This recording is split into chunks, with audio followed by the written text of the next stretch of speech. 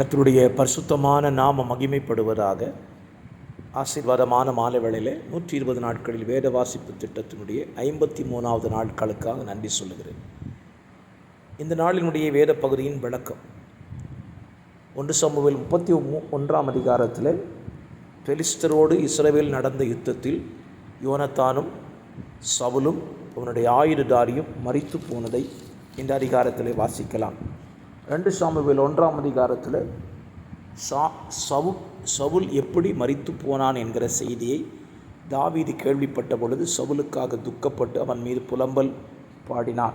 2ஆம் அதிகாரத்தில் தாவீது கர்த்தரிடத்தில் கேட்கிறான், நான் இஸ்ரவேல் பட்டணங்களில் ஒன்று போய் குடியிருக்கலாமா என்று சொன்ன பொழுது கர்த்தர் அவனை எபிரோனுக்கு போக சொல்கிறார்.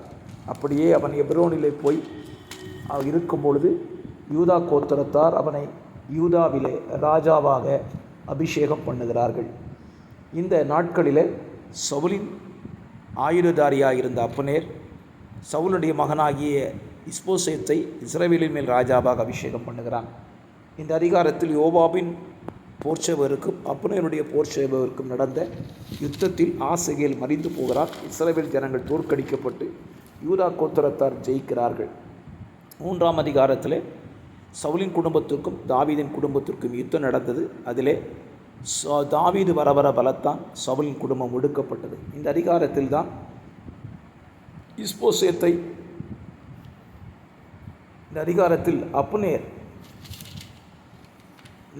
அப்னேரின் மேல் தவறான குற்றச்சாட்டு வைக்கப்பட்ட பொழுது அப்னேர் தாவீதோடு ரகசியமாய் உடன்படிக்கை செய்கிறான்.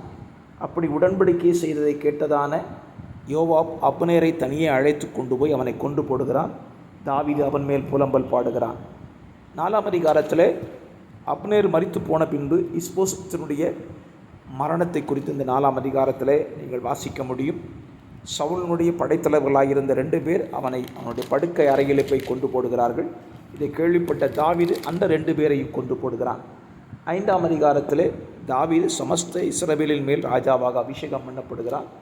இந்த அதிகாரத்தில் தாவீதின் குடும்பத்தை குறித்தும் பிள்ளைகளை குறித்தும் பெலிஸ்தர்கள் அவனுக்கு விரோதமாய் வந்த யுத்தத்திலே கர்த்தர் கொடுத்த வெற்றியை குறித்தும் வாசிக்க முடியும். 6ஆம் அதிகாரத்திலே தாவீது தேவனுடைய உடன்படிக்கை பெட்டியை எருசலேமுக்கு கொண்டு வருகிற செய்தியை குறித்து முதலாவது விசை கொண்டு வரும்பொழுது ஊசா அடிக்கப்பட்டு மரித்து போகிறான். 2ஆம் விசை கர்த்தரை பாடி அவன் தேவனுடைய ஆலயத்திற்கு கொண்டு வருகிறான்.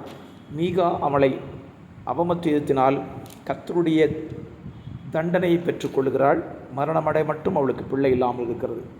7ஆம் அதிகாரத்தில் தாவீதுக்கு உண்டான ஆசை ஒரு ஆலயத்தை கர்த்தருக்கு கட்ட வேண்டும் என்று சொன்ன பொழுது கர்த்தர் தாவீதை குறித்தும் அவனுடைய எதிர்காலத்தை குறித்தும் அவனுடைய வீட்டை குறித்தும் மிகவும் தெளிவாக நாத்தான் தீர்க்கதரிசியின் மூலமாய் கர்த்தர் பேசுகிறார். 8ஆம் அதிகாரத்தில் தாவீது பெலிஸ்தரை கீழ்ப்படுத்தி தாவீதினுடைய யுத்தத்தை குறித்து இந்த அதிகாரத்தில் நீங்கள் வாசிக்க முடியும். தாவீது போன இடங்களெல்லாம் கர்த்தர் அவனை காப்பாற்றினார். 9ஆம் அதிகாரத்தில் யோனத்தான் நிமித்தம் என்னால் தயை பெறத்தக்கவன் யாராகிலும் ஒருவன் சவுலின் வீட்டாரில் மீதியாயிருக்கிறான் என்று சவுல் கேட்டபொழுது மேவிபோசேத் என்கிற யோனத்தானுடைய மகன் அழைக்கப்படுகிறான். அவன் 2 காலம் முடமாகியிருந்தான். யோனத்தானுடைய மரண செய்தியை கேட்டு அவனுடைய தாதி அவனை தூக்கி கொண்டு போகும்பொழுது அவன் கீழே விழுந்து முடமானான். அவனை சீபா என்கிறவன் கவனித்து கொண்டிருந்தான். அவன் லோதாபாரில் இருந்ததாகவும் அவன் அங்கே இருந்து அழைக்கப்பட்டு தாவீதினுடைய பந்தியில் அசனம் பண்ணும்படியாக அவனுக்கு ஒரு நல்ல வாய்ப்பு கிடைக்கிறது. தாவீது மேவிபோசேத்தை தன்னோடு கூட சீபாவை அவனுக்காக வயலில் வேலை செய்யும்படியாக பணிக்கிறான். மேவிபோசேத்துக்கு மீகா என்கிற ஒரு மகனும் இருந்ததாக இந்த அதிகாரத்தில் நீங்கள் வாசிக்கலாம். இப்படியாக இந்த நாளின் அதிகாரத்தை வாசித்திருப்பீர்கள். சுருக்கத்தை நீங்கள் புரிந்து கொள்ளுங்கள். வாசிப்பது மாத்திரமல்ல, அதை கிரகிப்பதும் அதை தியானிப்பதும் உங்களுக்கு அதை ஒவ்வொரு நாளும் ஆசீர்வாதமாக இருக்கட்டும். இந்த செய்தியை கேட்கிற நீங்கள் இதை மற்றவர்களும் கேட்கும்படி சொல்லுங்கள். வேதத்தை வாசித்து தியானித்து பலனடைய கர்த்தர் உங்களுக்கு உதவி செய்வாராக. பரிசுத்த பிதாவே, இந்த நாளின் வேதத்தை தியானிக்க உதவி செய்த அன்புக்காக நன்றி. இயேசுவின் நாமத்தில் நம்முடைய பிள்ளைகளை வாழ்த்தி ஆசீர்வதித்து ஜெபிக்கிறேன். ஆமேன், ஆமேன்.